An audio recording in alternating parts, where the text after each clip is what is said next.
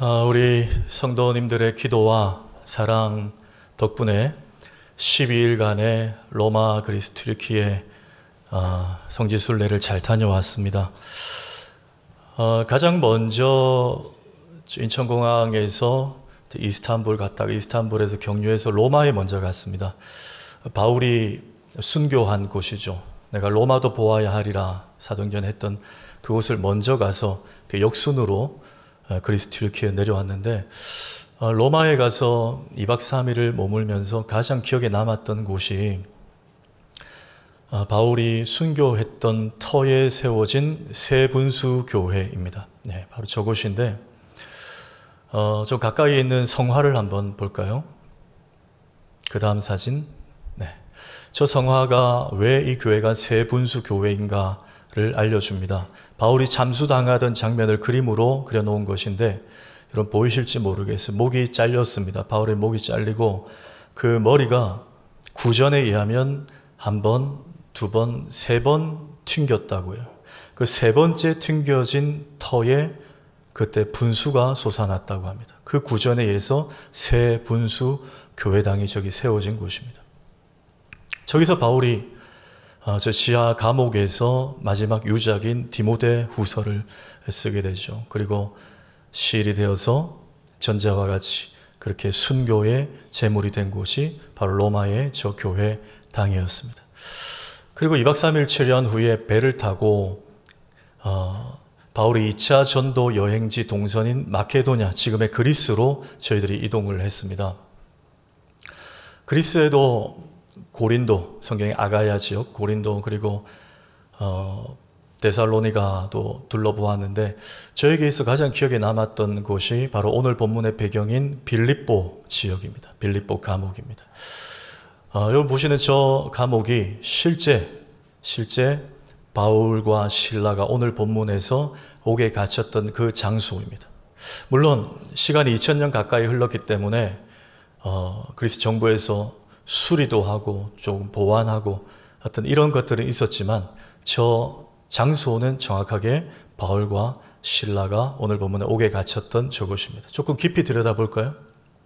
네, 우리가 보는 시각보다 훨씬 깊이 이 지하에 감옥이 저렇게 있었습니다. 우리가 사도행전 시리즈를 제가 성지순례를 가기 전에 거의 한 10달 동안 매주일마다 살펴보았습니다. 그래서 제가 성지순례를 다녀왔다고 해서 다시 처음부터 다 보지는 않고, 하나님께서 제게 이번에 몇몇 사이트 유적지들을 다니면서 제가 몰랐던 것, 또 좀 보완해야 될 것, 또 깨닫게 하시는 영감, 이런 것들을 주신 곳이 몇 곳이 있는데 몇 주 동안 그것을 조금 살펴보고자 합니다. 그 중에 한 곳이 오늘 빌립보 감옥입니다. 바울과 실라가 빌립보에 가서 전도를 하던 중에 귀신 들려서 점치던 일을 하던 여인을 고쳐줍니다. 그런데 그 여인의 배후에는 그 여인을 이용해서 돈벌이 하던 주인들이 있었습니다. 그 주인들 입장에서 이 여인이 귀신이 나가니까 이제 돈벌이 수단으로 이용할 수 없죠. 그래서 바울과 실라를 말도 되지 않는 죄명으로 고소를 하게 됩니다. 바울과 실라가 그렇게 억울하게 감옥에 갇힌 곳이 바로 이 빌립보 감옥입니다. 그런데 하나님의 은혜의 기적으로 어느 날 밤 그들이 찬송하고 기도하는 중에 지진이 나고 옥문이 열리고 그들을 묶고 있었던 착고, 수갑이 다 풀어집니다. 모든 죄수들이 이게 무슨 일이고 싶어서 일제히 그냥 묻지도 따지지도 않고 막 탈옥을 하기 시작합니다. 그때 한 간수가 그 광경을 보고 겁에 질려 식겁을 하고는 칼을 빼어 자살을 하려고 했습니다. 이때 바울과 실라가 급히 그가 칼로 자결하지 못하도록 말립니다. 이때 간수가 한 말이 오늘 30절입니다. 내가 어떻게 하여야 구원을 받으리까? 오늘 제목을 그대로 제가 따왔어요. 내가 어떻게 하여야 구원을 받으리까? 그랬더니 바울과 실라가 이렇게 답을 합니다. 31절에 주 예수를 믿으라. 그리하면 너와 너의 집이 구원을 받으리라. 너무나 유명한 말씀이죠. 이게 오늘 설교의 핵심이에요. 30절과 31절이. 자, 앞에 30절에서 간수가 내가 어떻게 하여야 구원을 받으리까 할 때 구원을 한번 언급을 했습니다. 그리고 바울이 답합니다. 31절에 주 예수를 믿어라. 그래야면 너와 내 집이 구원을 받으리라. 구원이 두 번 연달아 나옵니다. 그런데 우리가 반드시 기억해야 될 것은 30절에서 간수가 말한 구원이라는 단어와 바울이 31절에서 말한 구원이라는 단어는 그 의미가 너무도 달랐다는 것입니다. 오늘 본문에서 그렇다면 간수가 말한 30절의 구원과 바울이 말한 31절의 구원의 의미는 어떻게 다를까요? 여러분, 이 당시에 저도 가이드 권사님에게 이제 들었습니다. 이 당시에 감옥에 있던 죄수들이 뭐 오늘처럼 하나님의 은혜의 지진이 아니라도 혹은 그들이 뭐 땅을 파서 어떻게 해서 탈옥을 하든지 어떤 경우든지 죄수가 탈옥을 하면 그 죄수를 담당했던 간수가 거기에 대한 모든 책임을 져야 했다는 것이 로마의 법이었습니다. 어떻게 책임을 지느냐? 뭐 요즘 같으면 몇 개월 감봉 뭐 이런 징계겠죠. 근데 그 당시에는 그게 아니었어요. 만약에 자기가 담당하고 있는 죄수가 사형수였다. 그런데 탈옥을 했다. 그러면 그 간수가 대신 사형을 받아야 됐습니다. 굉장히 엄중하죠. 꼭 사형수가 아니라도 몇 년 복역을 하고 있었는데 탈옥을 했다. 그러면 그 죄수의 남은 형기를 이 간수가 대신 복역을 해내야 됐습니다. 굉장히 간단한 문제가 아닙니다. 이 책임이. 자, 그러니 이 간수의 입장에서 죄수들이 다 탈옥을 해버리니까 간수에게 드는 마음이 뭐죠? 나는 이제 끝났구나. 내가 남은 형기를 이제 나는 가족들도 있는데 여기서 살아야 되는구나 싶어서 차라리 죽는 게 낫겠다 싶어서 칼로 자결을 하려 했던 거예요. 그런데 바울과 실라가 그러지 말라고 말립니다. 그러니 그가 하는 말이 내가 그러면 어떻게 해야 구원을 받으리까? 이 구원은 뭡니까? 내가 직면한 이 현실의 문제예요. 아니, 내가 죽지 않으면 그러면 나에게 지금 후폭풍으로 다가올 이 징계를 내가 어떻게 벗어날 수 있단 말입니까? 무슨 방도가 있습니까? 그 의미의 구원이었다는 거예요. 근데 거기다 대고 바울은 뭐라고 합니까? 주 예수를 믿으라. 그리하면 너와 너의 집이 구원을 얻으리라. 바울은 그 현실의 문제로부터 해결할 방도의 구원을 말한 게 아니라 우리가 생각하는 그 구원이에요. 죄 많은 우리가 오직 예수 그리스도의 십자가와 부활을 믿음으로 우리의 과거와 현재의 모든 죄가 다 사함받고 하나님 자녀가 되고 우리는 장차 죽으면 천국에 간다는 그 구원을 믿으라는 거예요. 근데 여러분이 문맥상 보면 좀 생뚱맞습니다. 간수는 30절에서 자신의 직장의 문제에 대한 답을 요구했어요. 근데 바울은 영혼의 문제로 답을 대신했습니다. 이거 왜 그럴까요? 어찌 보면 바울이 동문서답한 것 같습니다. 근데 아니에요. 우문현답입니다. 왜 그렇습니까? 여러분, 제가 지금 선포할 말이 동의가 되시면 아멘 하십시오. 예수 그리스도는 우리 인생의 모든 문제에 답이 되시는 분이기 때문입니다. 예. 바울은 이 관점에서 예수 그리스도를, 이 구원을 제시하는 거예요. 그러나 불구하고 우리는 여기서 하나 적용하고 넘어갑시다. 저와 여러분은 왜 예수를 믿습니까? 왜 부민교회를 출입을 하고 있습니까? 여러분, 잊지 마십시오. 우리가 예수를 믿고 교회를 다니는 것은 단지 내가 처한 이 현실의 문제를 해결받기 위해서, 현실의 문제로부터 구원받기 위해서 예수를 믿고 교회를 다니는 것이 아니어야 합니다. 흔히 말하는 우리 자녀들의 진로, 내 사업의 번창, 출세, 이런 것들의 장애물, 이런 것들로부터 어려움이 왔을 때 내가 구원을 받기 위해서 예수를 믿고 교회에 다니면 안 된다는 거예요. 그런데 여러분, 죄송합니다.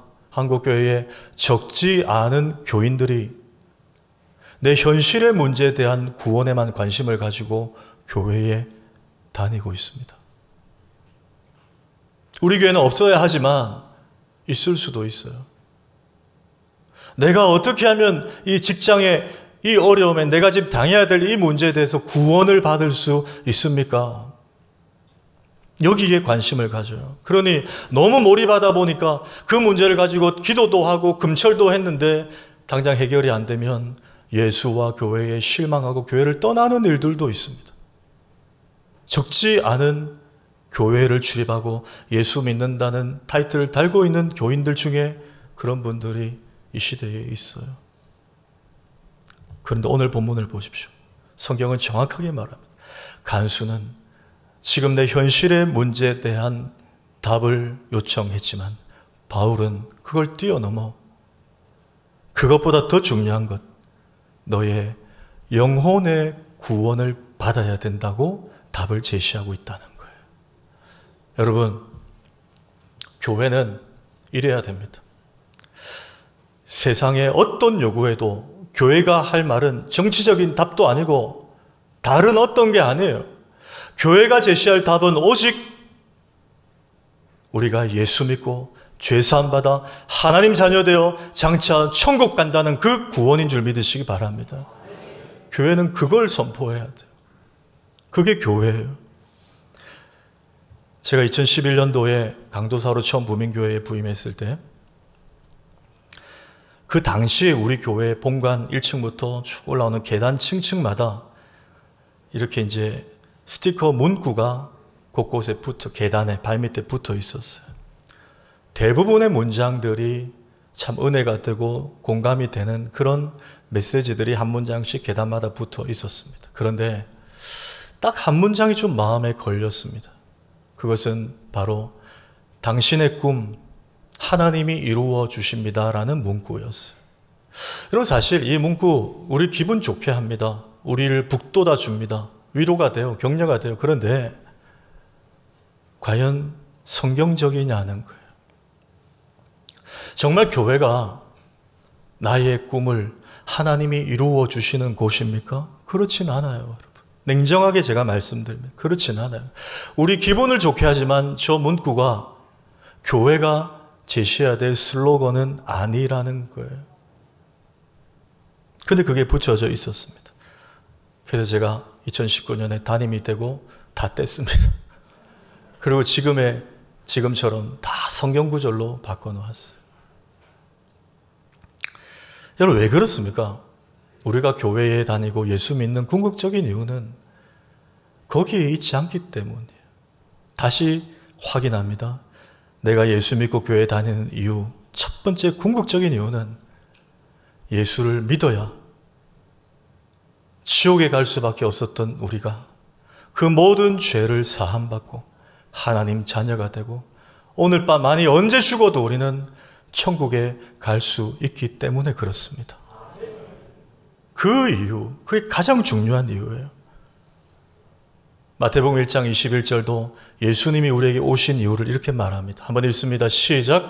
아들 낳으리니 이름을 예수라 하라. 이는 그가 자기 백성을 그들의 죄에서 구원할 자이심이라 하니라. 여러분 믿으십니까? 예수님이 누구라고요? 자기 백성을 그들의 죄에서 구원할 자가 예수님이에요. 이게 예수님이 오신 목적이에요. 우리 자녀들 좋은 대학 보내주시는 분이 예수가 아니고, 나를 병 없이 건강하게 살게 하시는 분이 예수가 아니고, 내 사업이 번창하게 하실 분이 예수가 아니고, 그건 별책부록이고, 진짜 본질은 그가 자기 백성을 그들 스스로 해결할 수 없어 지옥에 갈 수밖에 없었던 우리를 그 죄 문제를 해결하여 천국으로 옮겨지는 놀라운 구원을 선사하신 분이 예수 그리스도라는 거예요. 그 구원을 바울은 오늘 간수의 세상적인 질문에 영적인 답으로 제시하고 있는 겁니다. 여러분, 우리나라 가수 중에 에일리 혹시 아십니까? 저 가수 혹시 아세요? 제 개인적으로는 우리나라 여자 가수 중에 탑3가 소향, 그 다음에 알리, 그 다음에 저 에일리라고 생각합니다. 가창력에 있어서 저는 탑이라고 생각하는데, 제가 몇 주 전에 월요일에 제가 소속된 로드맵 플러스 1일 세미나가 수영로 교회에서 있어서 이제 세미나를 들으러 갔는데, 그날 강사가 미국 워싱턴 중앙장로교회 류응열 목사님이셨어요. 룡렬 목사님이 목사님들 앞에서 이제 강의를 하셨는데 그 강의 중에 저 에일리의 모친이 미국 워싱턴 중앙장로교회 류 목사님 목회하시는 교회의 권사님이셨대요. 권사님이셨다는 것은 현재는 권사님이 아니시라는 거죠. 왜 그런가? 몇 해 전에 암으로 세상을 떠나신 거예요. 저 권사님이 세상을 떠나던 날 몇 시간 전에 이제 임종이 온 것 같아서 연락을 받고 목사님이 그 집에 임종 예배를 드리러 교우들과 방문을 했습니다. 예배를 인도를 했어요.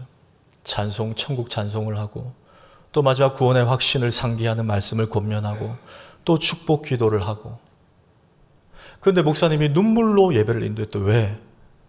모든 성도들이 귀하지만 이 권사님 특별히 너무 그 삶이 신실했고 정말 주의 몸된 교회에 늘 충성하시던 그런 권사님이셨기에 목사님도 인간적으로 안타까운 마음이 있어서 그렇게 눈물로 애처롭게 예배를 인도한 거예요. 모든 교우들이 가족들이 다 울은 거예요. 그리고 아멘하고 예배를 마쳤는데 눈을 떠보니까 오히려 그 권사님은 너무나 밝은 얼굴로 목사님과 교우들에게 이렇게 마지막 말을 남겼다고 합니다. 목사님, 너무 슬퍼하지 마세요. 신자의 죽음은 영원한 굿바이가 아니라 굿나잇이잖아요. 이럴 때 아멘을 안 하시면 언제 하시려고? 제가 2주 갔다 와도 소용이 없네요. 네. 다시요. 목사님, 너무 슬퍼하지 마세요. 신자의 죽음은 영원한 굿바이가 아니라 굿나잇이잖아요. 여러분 믿으십니까? 류 목사님이 이 말을 이야기를 언급하면서 목사님 자기보다 이 권사님이 더 신앙이 좋았다고 말해요. 여러분 쉽지 않아요. 죽음의 문턱 앞에서. 정말 하나님 나라를 살은 거예요.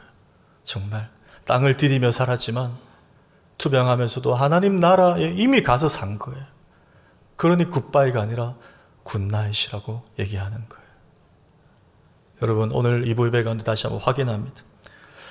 저와 우리 성도님들은 정말 예수님을 믿고 계십니까?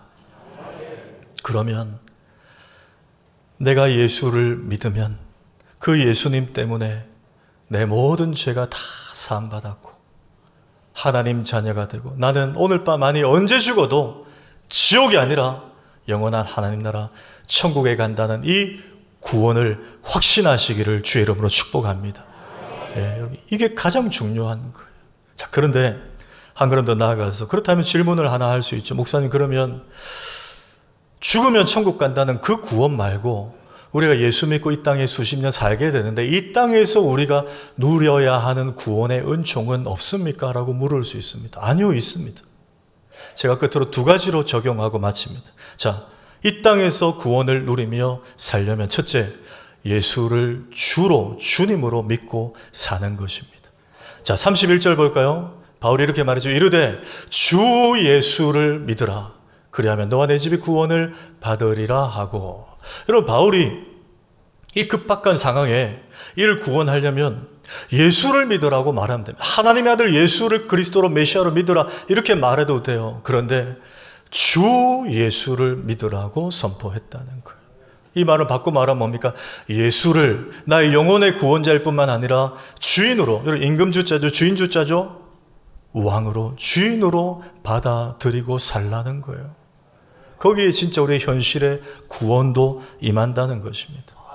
여러분 예수님을 주님으로 믿고 사는 것을 가장 잘 표현한 성경 구절의 단어가 있는데 이 역시 바울이 썼어요. 에베소 3장 17절에 믿음으로 말미암아 그리스도께서 너희 마음에 계시게 하시옵고 그랬습니다. 여러분 헬라 사람들은요 저 계시게, 계시다라는 단어를 저렇게 보통 두 가지로 사용을 합니다. 첫째 1번 파로이케오입니다. 파로이케오는 손님으로 잠시 머물러 계실 때 쓰는 단어가 파로이케오라는 헬라어예요. 두 번째 쓰는 단어는 카토이케오입니다. 이건 손님이 아니고 주인으로, 그 집의 주인으로 영원히 거주하며 살 때 쓰는 단어가 카토이케오입니다. 그러면 질문 드립니다. 저 에베소 3장 17절에서 바울이 말한 믿음으로 말미암아 그리스도께서 너희 마음에 계시게 하셨고의 계시게는 1번 헬라어가 쓰여졌을까요? 2번 헬라어가 쓰여졌을까요?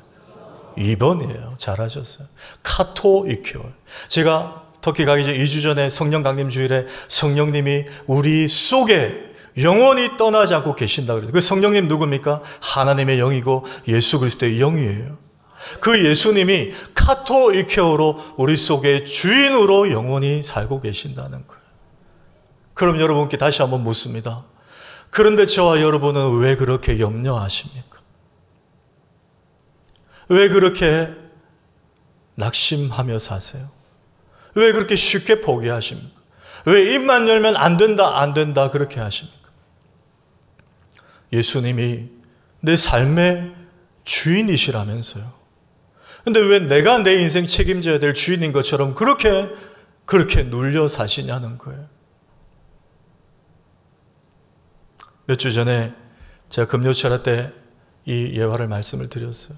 한 교회에 집사님 한 분이 계신데 이 집사님은 좀 이렇게 남 얘기를 잘하는 분이에요. 근데 이분이 거의 한 달에 한 번 꼴로 목사님 방에 찾아가서 목사님께 보고를 합니다. 메모지 수첩을 꺼내서 목사님, 제가 들어보니까 조사를 해보니까 우리 교회의 모 집사가 아직 담배를 못 끊었답니다. 또 우리 교회 그 집에 그 모 집사는 그렇게 술을 좋아한다는. 목사님, 이 교회 다니는 사람이 이래도 되겠습니까?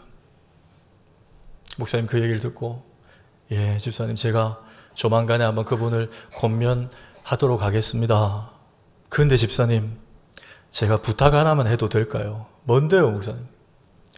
다음 달에 제 방에 오실 때는 우리 교회에 술, 담배 하는 분들 이름 말고 예수를 믿고 교회를 출입하는데도 여전히 염려하고 낙심하고 얼굴이 늘 흐리고 늘 입만 열면 부정적인 얘기만 하는 그런 분들 있으면 좀 적어와 주세요.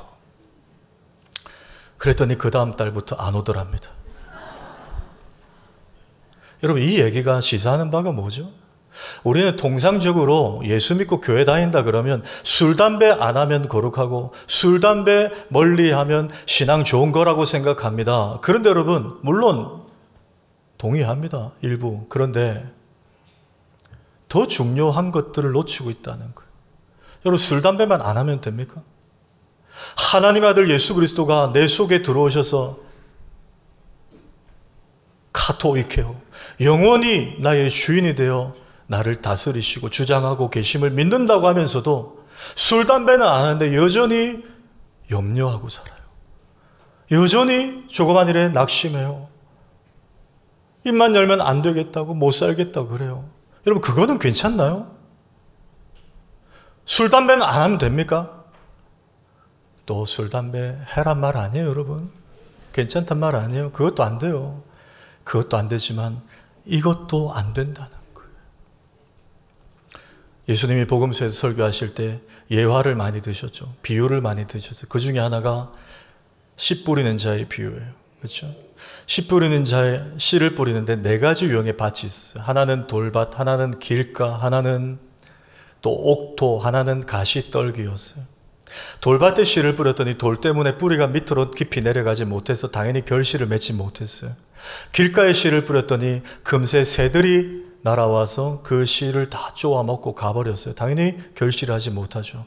옥토에 뿌렸더니 우리가 한 대로 30배, 60배, 100배의 열매를 맺었어요. 그런데 예수님 하시는 말씀이 가시떨기에 씨를 뿌렸는데 어떻게 되었느냐? 마태복음 4장을 보십시오. 18절 이하에 한번 읽습니다. 시작.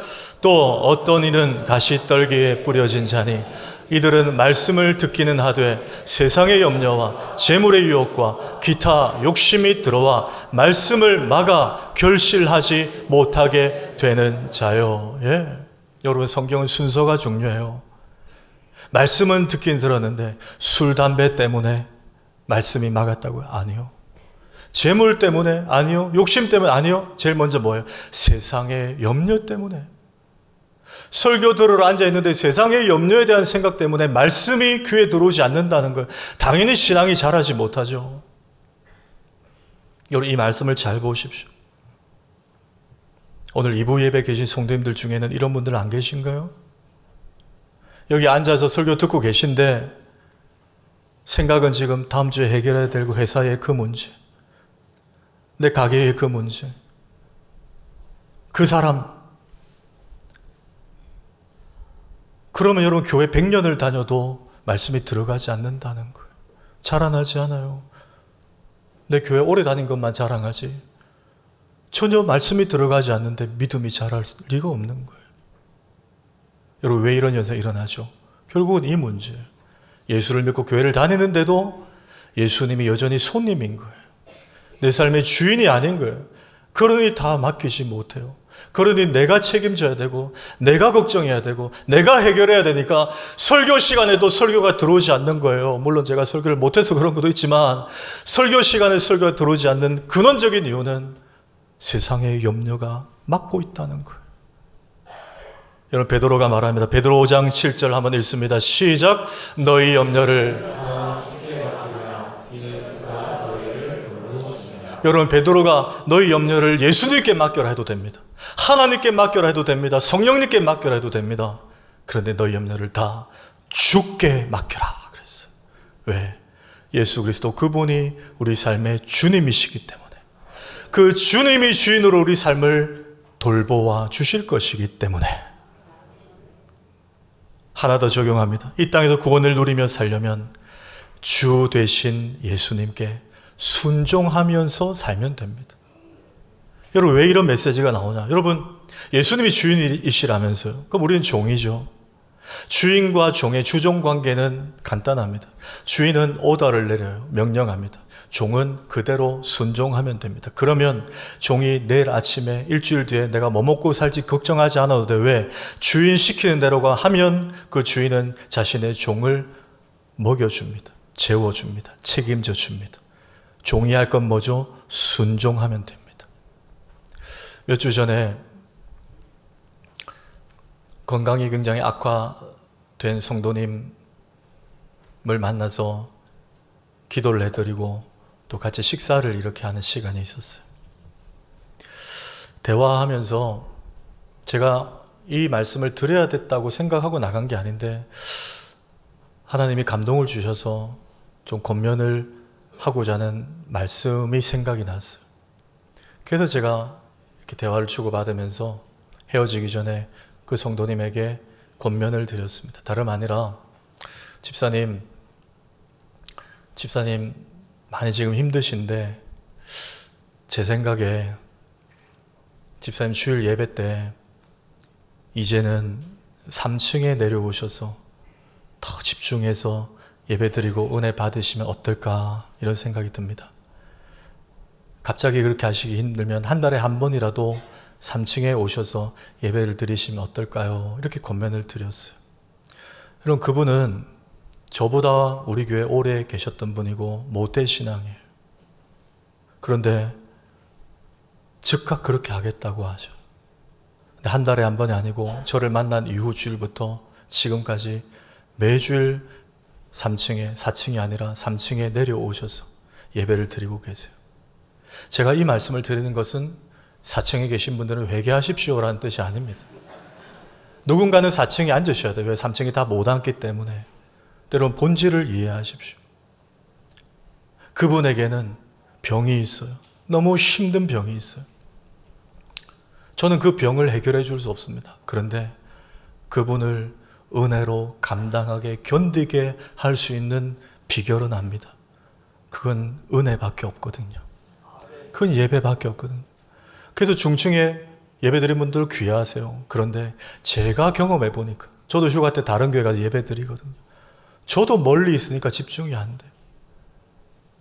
록펠러의 어머니처럼 어떻게든 늘 앞에 앉아 예배드리라는 것처럼 다 이유가 있습니다. 더 가까이 예배를 사모하며 집중하며. 자, 그렇게 했더니 몇 주 동안 그분이 예배드리고 나와서 저 앞에서 악수를 하는데 제 느낌으로는 그분의 표정이 이전보다 더 달라졌어요. 막 소생케 된 표정이에요. 저는 그 이유가 분명하다고 믿습니다. 왜? 사도 요한이 장로 가요에게 쓴 편지에 요한 3서 2절에 사랑하는 자여 내 영혼이 잘됨 같이 내가 범사에 잘되고 내가 강건하기를 내가 간구하노라 그랬잖아요. 영혼이 예배를 통해 살아나니까 더 주님을 가까이 배웠고 집중해서 말씀을 듣고 찬양하니까 영혼이 살아나니까 그분의 육이 힘들어도 살아나는 거예요. 범사의 일들이 잘 될 수밖에 없는 거예요. 여러분 믿으십니까?